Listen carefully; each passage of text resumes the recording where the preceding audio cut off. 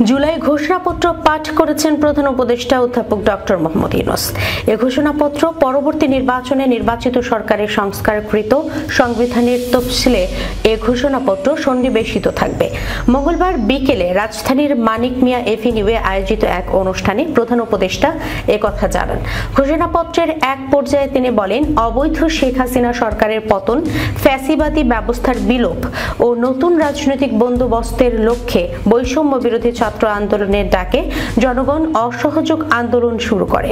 পরবর্তী সময়ে 5 আগস্ট ঢাকা অভিমুখে লং মার্চ পরিচালনা করে এবং ফ্যাসিবাদ বিরোধী আন্দোলনরত সব রাজনৈতিক দল, ছাত্র জনতা তথা সর্বস্তরের সব শ্রেণী পেশার আপামর জনসাধারণের তীব্র আন্দোলনের চূড়ান্ত পর্যায়ে গণভবনমুখী জনতার উত্তাল যাত্রার মুখে ফ্যাসিস্ট শেখ হাসিনা 5 আগস্ট 2024 তারিখে পদত্যাগ করে দেশ ছেড়ে পালিয়ে যেতে বাধ্য হয়।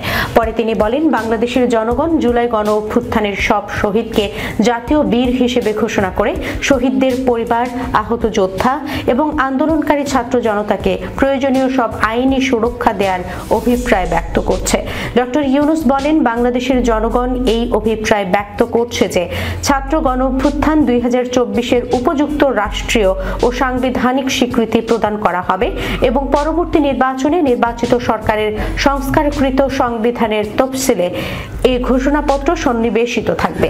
ঘোষণাপত্রের শেষে প্রধান উপদেষ্টা উল্লেখ করেন, 5 আগস্ট 2024 সালে গণ অভ্যুত্থানে বিজয়ী বাংলাদেশের জনগণের আকাঙ্ক্ষার প্রতিফলন হিসেবে এই ঘোষণাপত্র প্রণয়ন করা হলো।